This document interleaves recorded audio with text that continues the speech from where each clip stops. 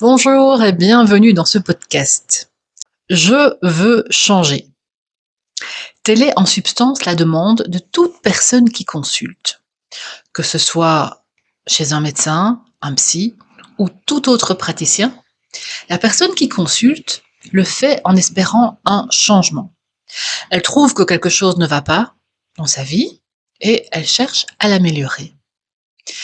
Que ce soit sur le plan de la santé physique, si elle est malade ou fatiguée par exemple, dans quel cas elle ira voir plutôt son médecin, ou de la santé mentale, ou encore sur le plan émotionnel, là, elle ira plutôt voir son psy.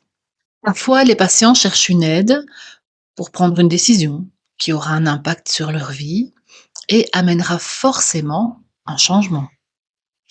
Ils arrivent parfois coincés dans une situation qui ne leur convient pas, sans arriver à en sortir.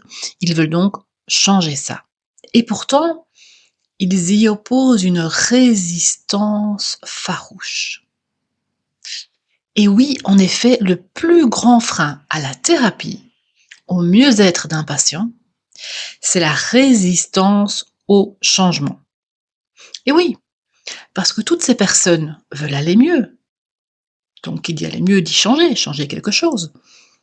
Mais en même temps, elles ne veulent surtout pas changer. C'est paradoxal, non? Pourquoi ne veulent-elles pas changer? Parce qu'elles ont peur.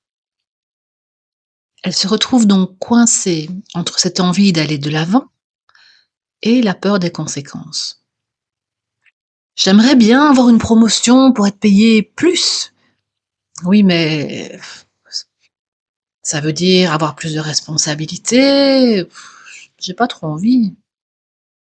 J'aimerais bien rencontrer quelqu'un. J'en ai marre d'être célibataire.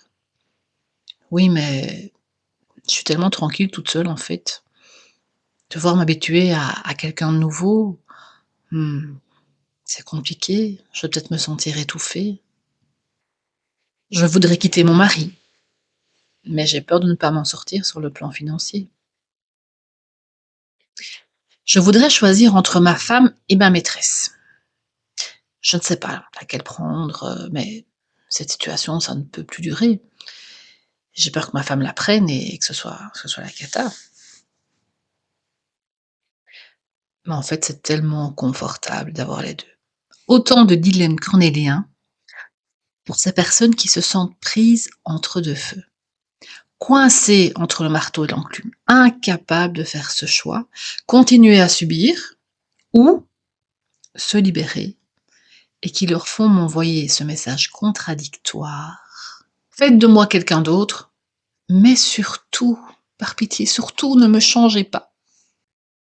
La deuxième partie du message est le plus souvent consciente.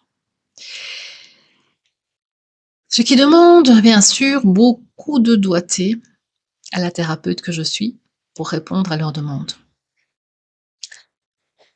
Mission numéro 1, dans ce cas, les rassurer, en leur faisant comprendre que c'est eux qui mènent la danse et qu'ils ne changeront qu'à leur rythme et par conséquent, quand ils seront prêts. Mais pourquoi consulter si on n'est pas prêt? Parce que si la non-prise de décision peut être confortable pendant un temps, plus ou moins long, un temps qui peut durer parfois des années, il vient toujours un moment où la pression devient trop forte. Un moment où, pour y échapper, la personne sent qu'elle risque de prendre une décision malvenue dans l'urgence et donc elle consulte avant de faire une bêtise.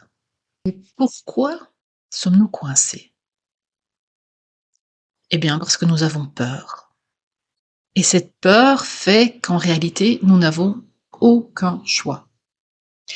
Pour retrouver cette capacité à choisir, prendre la meilleure décision pour nous ou pour un de nos proches en incapacité de le faire, pour un enfant par exemple, il faut sortir de cette peur ou en diminuer l'intensité suffisamment pour pouvoir l'affronter. Donc mission numéro 2 pour madame la thérapeute, aider le patient à identifier ses peurs et à les rationaliser. C'est-à-dire faire le tri entre les peurs légitimes et les peurs irrationnelles. Par exemple, je veux quitter mon mari, mais je ne travaille pas, je n'ai jamais travaillé de ma vie, donc comment est-ce que je vais faire pour m'en sortir? Il s'agit là d'une peur fondée, concrète, réelle, pour laquelle la solution est simplement de se confronter à la réalité. Contacter un notaire, un avocat, pour connaître ses droits et les procédures à suivre, se renseigner sur les aides sociales possibles, chercher un travail, calculer le budget dont j'ai besoin, passer en revue toutes les solutions possibles, comme par exemple la colocation. D'autres peurs sont irrationnelles. Il suffit de les conscientiser pour s'en libérer. Par exemple, j'ai peur de décevoir ma belle-mère. Surprenant, je sais, oui. Et pourtant, c'est un grand classique. C'est quelque chose qui revient souvent. D'autres encore, d'autres peurs irrationnelles sont plus profondes et demandent un réel travail thérapeutique. La peur qui revient le plus souvent en cas de séparation, c'est j'ai peur de regretter. Comprenez, je sais ce que j'ai, mais je ne sais pas ce que j'aurai. Et donc, on revient, et oui, à la peur du changement. Alors, si vous vous trouvez dans ce cas de figure, commencez par vous poser ces quelques questions. De quoi ai-je peur? Si je vais mieux, si je prends cette décision, si je sors de cette situation, que se passera-t-il? Est-ce que je suis prête à en assumer les conséquences? Quelles sont les conséquences du changement, de la prise de décision?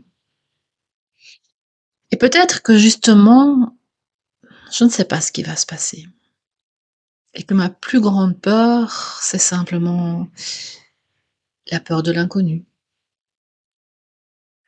Au revoir, chers auditeurs, et à bientôt.